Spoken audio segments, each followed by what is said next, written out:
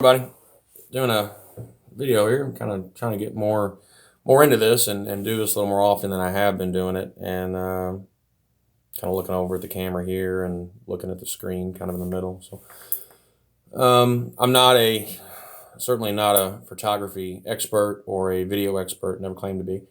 A couple things happened this week, and I'm doing involved in close to the end of a college degree in paralegal studies, and hope to have that done by November is when the expected graduation for that is. So at the end of that, I'll have a bachelor's degree from a school that I like. It's been good to me. It's been very accommodating in some personal issues that I've had over the last few years, and it's a good school.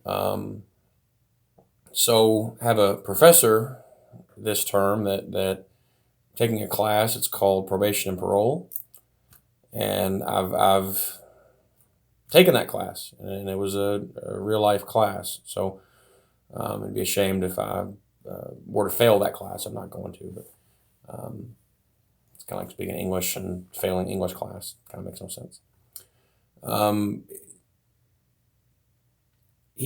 During the first part of this class, the professor mentioned some experiments that were done, and they were social experiments, I guess you'd call them back now, but back then they was kind of that as well, but involved, I think it was if I'm not mistaken, I'll correct this in the description down below or make a sub note in the bottom, but the Stanford Experiments. There was a professor in California, I think, that did these experiments, and basically what he was doing is he was having people who were given some sort of feigned or very weak authority, and they were asked to question people. And during that questioning, if they sensed the person lied, or if this machine told them that they were lying, they had to tell someone else to shock this person that was being asked these questions. And the extent that people were willing to go, and even to the point of possibly killing somebody, or inflicting pain, certainly they were willing to do that, and that had a pretty profound effect on the study, certainly, but also on society, I think, that looks back on that experiment. So when you have someone who's in a situation where they are given authority over someone else, that can go really good, or it can go really bad, and there's incidents of both. But the professor that I have, he's, from what I can tell, I don't know him, I've never had a beer with him, I've never met him, but from what I can tell, he's not one of the former, I guess, the abuse of authority, things like that. He's had a very long criminal justice history, and he's got multiple degrees from several schools that kind of reflect on his academic performance. So, but this term, our final assignment that we have to do, and I'm looking at it like a monkey on my back, is I need to get it done by Tuesday, so I need to do some typing. But it's basically asking us to act or do some research and act as a parole board, and to decide if someone should get out of prison, and look at factors in our state, wherever that may be, that determine whether or not someone's released on parole from prison or not, if they're given deferments, and if they are, then why. Who sits on the parole board, and why how do they get their authority, whether it's the governor or some other official in the state, and it's usually how it is. I don't know. It's when someone has that kind of authority, it can, like I said, it can go really good, or it can go really bad. And there's published incidents of both. But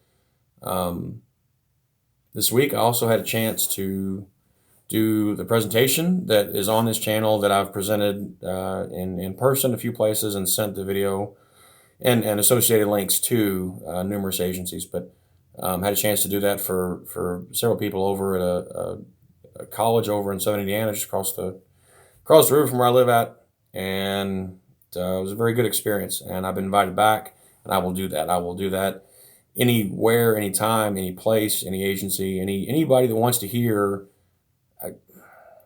I guess, what I have to say, and what I did, and why I did it, and how that can happen at other places, and to kind of what to look out for, I guess, if nothing else. But I was asked the question of, why do you do this presentation? Why'd you come here tonight, basically? And I answered the truth. I told them, I said, I don't want you all getting the keys to an ambulance and doing what I did and getting that certification and feeling like you have all this power and authority. And it goes back to the first thing that I talked about a few minutes ago. You're 19, 20 years old, however old you are, whatever age you are, but typically EMTs and paramedics are younger people. Not always, but most of the time they are when they first start out doing it. And you're given keys to an ambulance and a small amount of authority, I guess, over a situation, and whatever that may be, whether you're an EMT or paramedic or a supervisor at a service or whatever may happen. You're given some level of authority, and you can really impact and affect a lot of things in a lot of people's lives, and that needs to be treated with care and with caution, and the right amount of responsibility. And not everyone's going to have that. I certainly didn't. So it. I think that people that have been to prison, maybe in some way, may have a harsher outlook on things.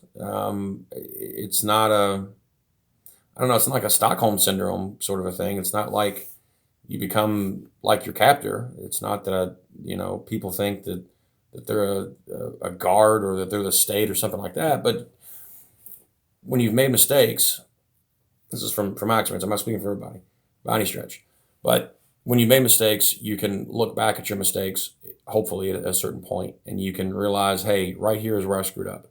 And I should have done this, and I did that instead.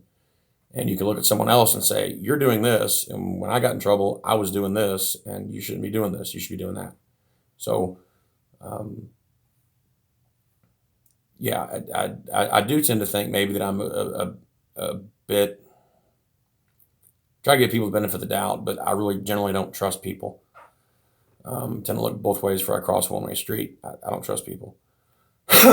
But the fact that I'm doing this channel and doing these videos is something that kind of betrays that. But it's a weird mix, I guess, of the two. But at any rate, there's an individual that, I don't want to say his name for different reasons, but he's in the news in my area for defrauding a woman that of anyone that deserves it, she's not on that list whatsoever.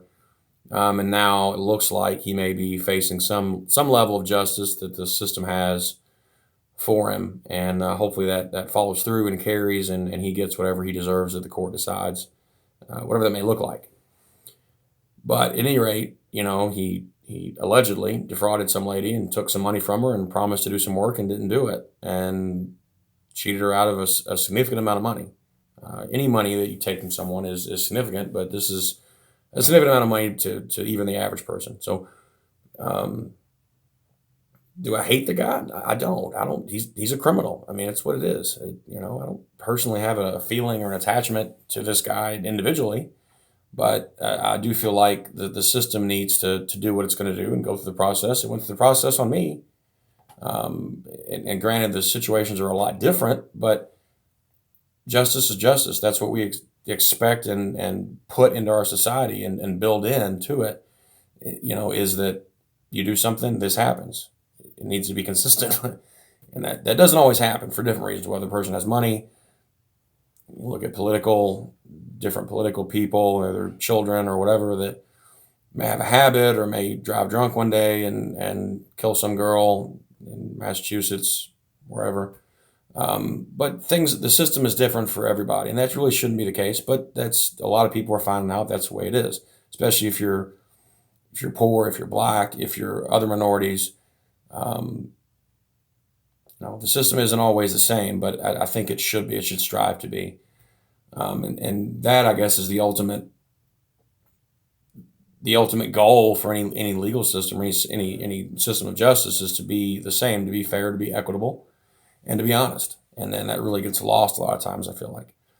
Some other things going on right now, but I want to talk about it. I'm going to try to keep this under 10 minutes, and I'm approaching that time now. So That's really all I've got going on. If you see this video, if you like it, share, subscribe.